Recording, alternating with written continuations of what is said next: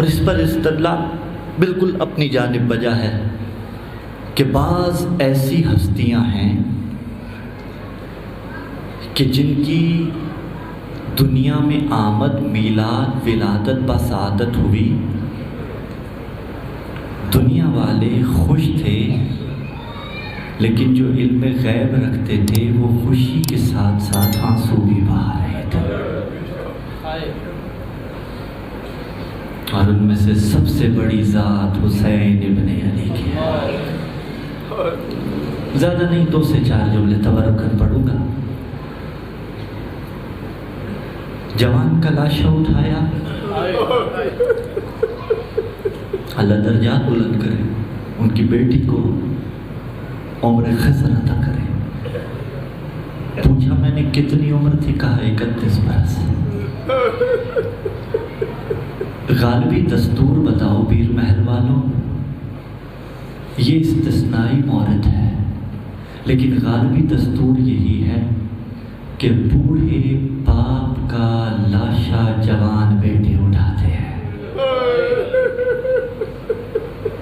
رسم دنیا ہے۔ اللہ سب کے والدین کو سلامت رکھے، جن کے مرحوم ہوئے اللہ درجات بلند فرمائے، لیکن اللہ نہ کرے معاملہ برعکس ہو جائے، بیٹا جوان مر جائے، باپ بوڑھا ہو، برادری والے لاشے پہ آنے نہیں دیتے، یہ لاش پہ آنا برداشت نہیں کر سکے گا، آ بھی جائے تو وہ خود کو لاشے پہ گرا دیتا ہے۔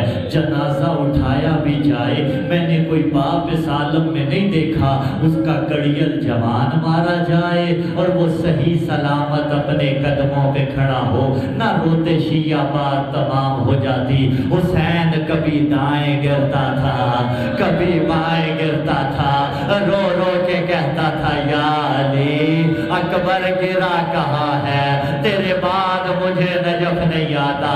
یا نجف کے والی کو کہتے تھے بابا تو مشکل کشا، آ میری مدد کو آ۔ عزادارو بوڑھا باپ جوان بیٹے کے لاشے پہ نہیں جاتا، لیکن ارمان یہی ہے حسین اکبر کے لاشے پہ گئے ہیں۔ اور عجیب بین تاریخ کے اندر ملتا ہے، حسین نے بین کیا، بس ایک ہی بین پڑھوں گا۔ عزادارو آج باپ بیٹے کے لاشے پہ جائے نا، مختلف قسم کے بین کرے گا۔ کوئی کہے گا او میری آنکھوں کی ٹھنڈک تو تھا، کوئی کہے گا میرے بڑھاپے کا سہارا تو تھا۔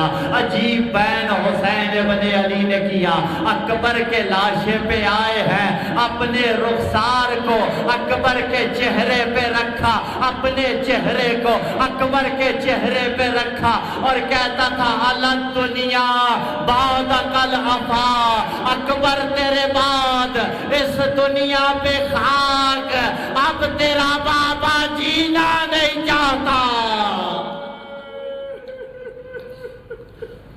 الا لعنت اللہ علی القوم الظالمین وسيعلم الذین ظلموا أي منقلب ينقلبون۔